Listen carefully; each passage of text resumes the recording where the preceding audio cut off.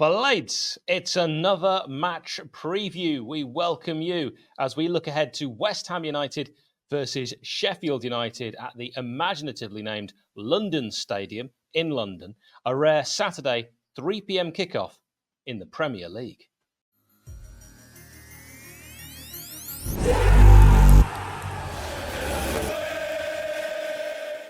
Now, I need to start off with this. 51% of you that watch these previews, according to stats, are not subscribed. So please subscribe to the Sheff United Way. It is free. Thanks. I'd like more points. Last time we got to 23. Will we live to see 24? At the rate we're going, I just don't know. Tell me, why are we so blind to see that a cross to our box is a guarantee? Been spending time online. I'm giving up now. Don't say Allardyce. I could have carried on that one. Power over money, money over power. The Premier League corrupt. Referees are cowards. But I didn't. I didn't carry it on. I think that's probably for the best. Don't need to talk about the last match. So let's look at team news. Our best defender, 𝗜ļi𝗱𝗶𝗲, is back after being suspended for one game. McBurney is leading the way in heading duels won per 90 from all 20 in the Premier League season so far. Well done, Ollie. He's always been good in the air. It's quite nice to see those stats actually reflected.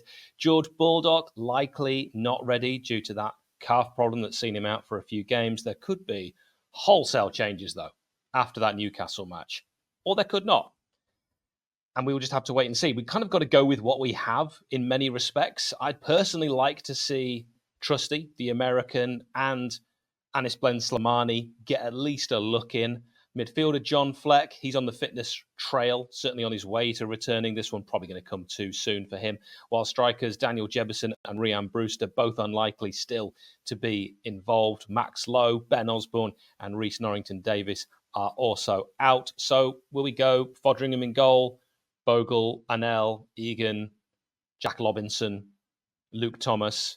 I think Luke Thomas keeps his place in there rather than bring 𝗼𝗓𝗏 back in. Sousa, Hamer, McAtee. McBurney definitely comes back in. I'm just going to call him Bernie now. And Cameron Archer, who's not really seen a sniff. I thought with his pace, balls over the top, could be the way that we were looking to get him involved in the last couple of games, but that didn't really seem to be the tactic.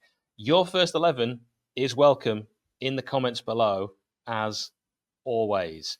We're very pleased to announce that the Sheff United Way is sponsored by Greene King Sport, where football is more than a game. Greene King Sport venues are showing every televised Sheffield United fixture over the course of the season. So instead of turning on the internet for a dodgy stream, get your mates together, get down to a local Greene King pub, and if the game is televised, you can get closer to the action. Greene King Sport have just recently launched the Greene King Sport Instagram page.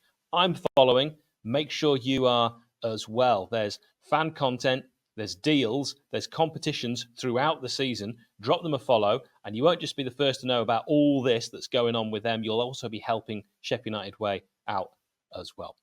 I think with West Ham, as we look at the home team, West Ham welcomed the Blades off the back of their own lacklustre 1-0 win over League One outfit Lincoln City, the side which knocked us out. So I don't think you can read anything into that, but they didn't play particularly well. However, it was a different looking 11.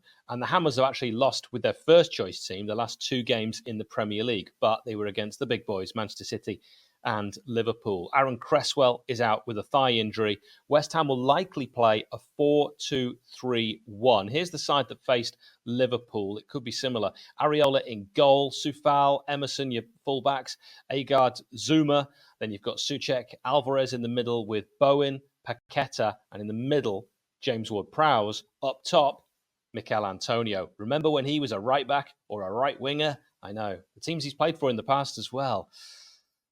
Dangerous player. Now, opposition view from, created by Roy's View. Go to roysviewfrom.com. Here's what some West Ham fans have said ahead of this home match for them. This match has 0-0 or 1-0 written all over it. Don't know if it does. I'm sure someone has the stats that show a team that lets in more than 5 goals one game only lets in 1 the next. I think you could probably find stats for that. Yeah, you'll probably also find stats that contradict that. Any team that gets whooped always recovers and gives a fighting performance the week after. Anyone who thinks this will be a walk in the park is sadly mistaken. This next quote: "It will be an arm wrestle for 75-ish minutes, then we'll close it out. Wounded animal and all that."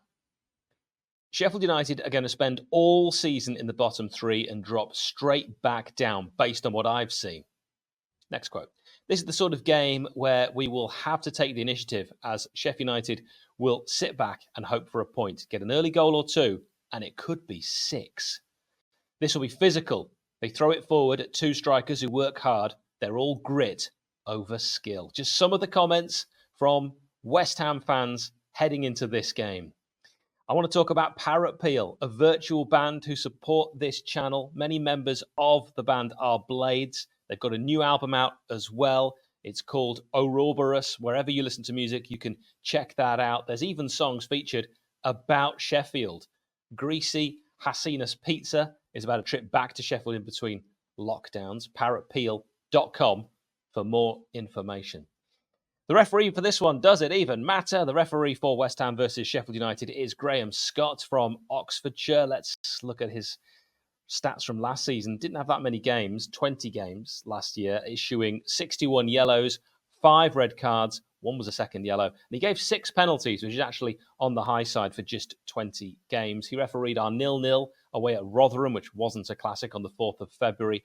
Prior to that, he was the man in the middle for another non-classic, our 2-0 defeat at Derby County on the 15th of January 2022. If you're interested, the team that day, it could be argued, was stronger than ones certainly that we fielded this season. I'll say Crystal Palace at home for a kickoff, right? Our team that day, Fodringham in goal. We had Basham, Robinson and Egan at the back. We had Norwood, Berger, Bogle, Norrington Davis, Iliman and Dye, Billy Sharp, and David McGoldrick. You could dispute that and say, no, I don't agree with you, but, some elements of that certainly are stronger. Now, player connections in association with NordVPN. Head to nordvpn.com/TSUW for a hefty discount. I can think of some players that played for both West Ham and Sheffield United. Can you? Wayne Quinn, John Ollie, Don Hutchison, don't call him Hutchinson, and David Unsworth. Who can you think of? Pop them in the comments below. Big shout out to our members. If you'd like to support us, click join as you watch on YouTube. That would be wonderful. Now, Statsman Adam has been busy, very busy ahead of this game, giving me lots of stats. He's the stat cat, meow.